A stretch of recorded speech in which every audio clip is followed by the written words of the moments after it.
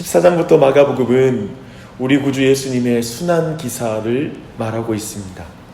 예수님의 순환과 그리고 죽으심이 유월절과 무교절이라는 절기를 무대로 우리에게 보여주고 있습니다.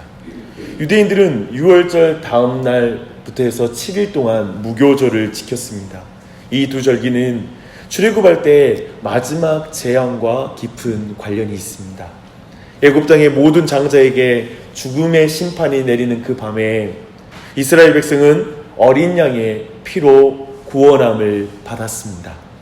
이스라엘을 향한 심판이 내려지지 않았다는 말이 아닙니다. 이스라엘을 향한 심판이 어린 양에게 대신 쏟아졌다라는 것이 정확한 말씀입니다. 이스라엘은 유월절과 무교절을 통해서 그래서 어린 양을 통해서 받았던 그 과거의 그 구원의 은혜를 끊임없이 기억하며 현재의 은혜를 발견하고 살았습니다. 그러나 이제 곧 이스라엘의 조상들이 경험한 과거의 구원의 은혜는 세상 죄를 지고 가는 하나님의 어린 양이신 예수 그리스도의 피를 통해서 영원히 온 백성에게 주신 영생의 은혜가 될 것입니다. 이 일에 제사장들과 서기관들이 역할을 할 것이라고 바로 이어서 말하고 있습니다. 그들은 구원의 은혜를 기억해야 되는 유월절과 무교절이 다가오는데 예수님을 죽일 방도를 모의하고 있습니다. 역설적이죠. 그들은 참으로 유월절과 무교절과 너무나 어울리지 않는 그런 사람들입니다. 이 시대도 어쩌면 교회 안에 고난주간이 있고 부활주간이 있어도 어쩌면 그런 것과 전혀 상관없는 권력자와 지도층들이 있을 것입니다. 사람들이 있을 것입니다. 다만 그들이 고려하는 이 상황에서 이 유대인 지도자들이 고려하는 게 한 가지 있습니다. 그들은 명절 기간에 예루살렘에 순례자들이 넘쳐나고 있는데 그들 대부분이 예수님을 지지하기 때문에 이 명절에는 그를 죽이지 말자라고 이렇게 이야기를 나눕니다.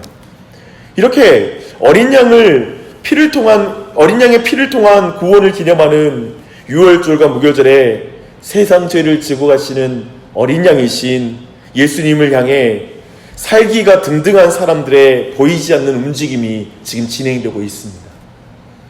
그런데 이때 한 여인이 무대에 등장합니다. 그때 예수님은 배단이 나병 환자 시몬의 집에 있었다라고 말하고 있습니다. 이 또한도 예수님을 통하여 치유함을 입은 구원의 은혜를 경험한 사람일 것입니다. 이때 한 여자가 매우 값진 향유 곧 순전한 나드 한 옥합을 가지고 와서 그 옥합을 깨뜨려 예수님의 머리에 부으는 일이 진행됩니다.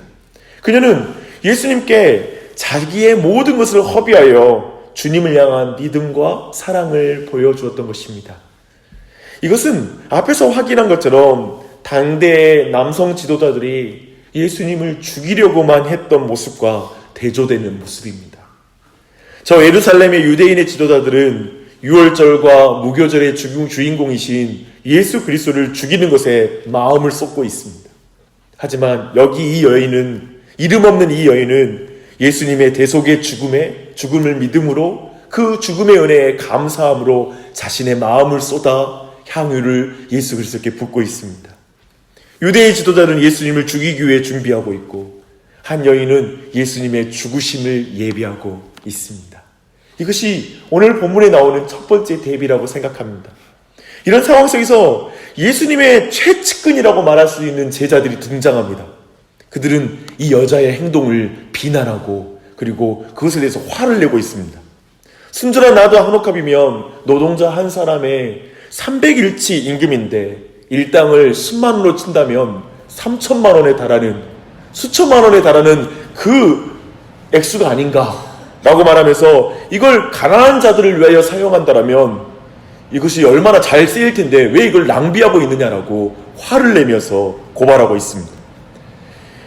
그래서 화가 났어요. 그리고 제자들은 화를 내며 그 여자를 책망합니다. 그런데 그들이 향유옥합을 예수님의 머리 위에 붓는 이 여인의 행위를 낭비라고 계산하는 진짜 이유가 뭘까요? 예수님은 그 이유를 설명하고 계세요. 그 여인은 예수님의 죽으심을 준비하는 것이었습니다. 그러나 제자들은 예수님의 죽으심을 상상하지 못해요. 예수님은 가장 가까이에서 수년 동안 가장 가까운 곳에서 가르침을 받았지만 예수님이 죽으시는 것과 그 죽으심의 의미를 전혀 깨닫지 못해요. 그런데 그녀만이, 이 이름 없는 여인만이 주님의 죽으실 것을 알고 있고 그 의미까지도 어느 정도 알고 있었던 것으로 보입니다. 믿었던 것으로 보입니다. 그리고 거기서 은혜를 발견한 것으로 보입니다. 그래서 예수님은 온 천하에 어디서든지 복음이 전파되는 그곳에서 이 여인의 이 한 일이 기억될 것이라고 말하고 있습니다. 사실 장례에서 향유옥합을 깨뜨리는 것은 당대에 실천되고 있는 장례의 관습이었습니다. 그래서 이것은 당시에 어떤 사람들도 이것 때문에 낭비라고 화를 내거나 그리고 이것이 또 흥분할 그런 주제가 아니었습니다. 그렇게 본다면 제자들이 이 여인에게 화를 낸 그 이유는 단순히 돈 계산이 밝아서 그랬다라고 볼 수 없고요, 가난한 자들을 사랑했기 때문에라고 볼 수가 없습니다.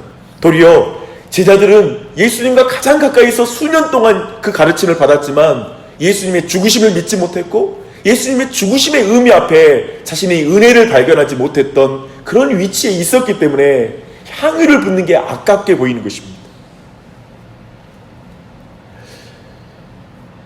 예수님은 곧 죽으신다는 것을 강조하며 이렇게 말씀하십니다. 이렇게 보면 예수님과 가장 가까운 곳에 있는 제자들은 유월절과 무교절에 세상 죄를 지고 가는 하나님의 어린 양이신 예수님의 죽으심을 믿지 못하고 이해하지 못한 사람으로 보여주고 있고요, 그러나 이 이름 없는 한 여인은 신앙적인 행위로 예수님의 죽으심을 예비하는 여인으로 또다시 예수님께 가까이 있는 사람들 사이에서 이 남자들과 대비되는 한 여인으로 서 있습니다. 아마도 예수님의 가르침의 이 가르침에 대부분의 제자들은 고개를 여전히 갸우뚱거리고 있었을 것입니다. 여전히 예수님의 죽으심과 죽으심의 의미를 상상할 수 없는 제자들은 이렇게 예수님이 말씀하셔도 충분히 이해하지 못했을 것입니다. 다만 예수님이 죽으실 것이고 그 여인이 장례를 준비한다는 예수님의 말씀에 아마 그들의 마음에 근심이 있었을 거예요. 다른 성경에는 그렇게 근심했다고 말하고 있습니다. 그런데 이 모든 것으로 예수님을 배신하기로 결정한 또 다른 한 사람이 등장합니다. 그는 가룟 유다입니다. 그는 이 일로 예수님께 크게 실망한 것이며 틀림이 없습니다. 분명히 이 사건이 영향을 줬어요. 특별히 그는 이미 재정을 관리하는 자였고 그 재정에서 일부를 빼돌려고 자신을 위해서 몰래 훔친 적이 있었던 사람입니다. 참으로 그가 품은 것은 돈이었어요. 예수님과 오랫동안 함께 했지만 진짜 그가 품은 건 돈이었어요. 가룟 유다는 예수님을 통해 결국 굉장한 부류가 자신의 삶에 주어진 것을 기대하며 그 3년의 시간 동안 예수님을 따랐을 것으로 보입니다. 그렇다면 예수님이 죽으실 것이라고 말씀하시고 장례를 위해서 옥합을 깨뜨리는 이 여인을 예수님이 감싸는 그 모습을 보면서 그는 더 이상 예수님과는 함께할 필요가 없다라는 결론에 도달한 것으로 보입니다. 그의 배신은 예수님보다 향유가 더 귀하다라고 생각하는 배신입니다. 저 여인은 예수님이 너무 귀한 나머지 향유를 다 쏟아 부어도 모자라다고 생각하는 반면에 가룟 유다는 향유가 귀한 나머지 예수님께 한 방울이라도 쏟아지는 것이 아깝다라고 생각하는 그러한 사람이었던 것입니다. 이 대비가 여기 안에 또 있죠. 저 안에 사랑하는 교우님들, 이 아침에 우리 모두는 이 한 주 동안에 또한 예수님을 기억하며 어쩌면 유월절과 구약의 유월절과 무교절이라고 말할 수 있는 그 시간을 이 신약의 개념으로 어쩌면 고난주간이라는 이 시간을 우리는 보내게 될 거예요. 근데 우리는 오늘 본문을 통해서 그 시간, 그 예수님의 순환과 고난 앞에 다양한 반응을 보이는 사람들을 만나게 됩니다. 저 예루살렘의 종교 지도자들은 성경에 대한 지식이 밝았죠. 성경에 능통한 사람들이었습니다. 그런데 그들은 백성들 또한 가르치고 제사를 인도하는 사람들이기도 했습니다. 그러나 중요한 직분을 맡았지만 거룩한 섬김의 예배를 인도한다면서 참으로 예수 그리스도의 어린 양의 대속의 죽음과 순환의 의미는 깨닫지 못하고 그것을 예배하는 것을 아까워하는 자들로 여전히 서 있습니다. 도리어 예수님을 죽이려고 하는 자들로 서 있는 이 사람을 만나게 됩니다. 그만큼 아프게 하는 자들이 있는 것이죠. 또 한편에 예수님과 가장 가까이 있다라고 생각하는 사람들이 있었습니다. 제자들입니다. 교회가 문화처럼 익숙한 사람이고요. 어렸을 때 모태신앙의 길을 걸어온 사람일 수 있고요. 또한 자신이 예수님의 제자라고 생각하는 걸 한 번도 의심한 적이 없는 사람일 수 있습니다. 끊임없이 계속해서 성경을 공부하고 있는 사람일 수 있고 제자 훈련을 하고 있는 사람일 수 있습니다. 그런데 예수님의 순환과 고난 앞에, 죽으심 앞에 어떠한 감정도 없는, 거기에 향유옥합을 깨뜨리는 것이 아까운 사람, 주님을 위해서 뭔가를 시간을 들이고 헌신하는 게 여전히 내 마음에는 아까운 사람, 조그만 시간도 드리는 게 아까운, 그리고 그렇게 나를 부를까 봐 두려운 사람이 있을 수 있습니다. 그렇게 믿음이 없어서 예수님께 드리는 것이 아까운 사람, 구원의 감격이 없는 사람이 있을 수 있습니다.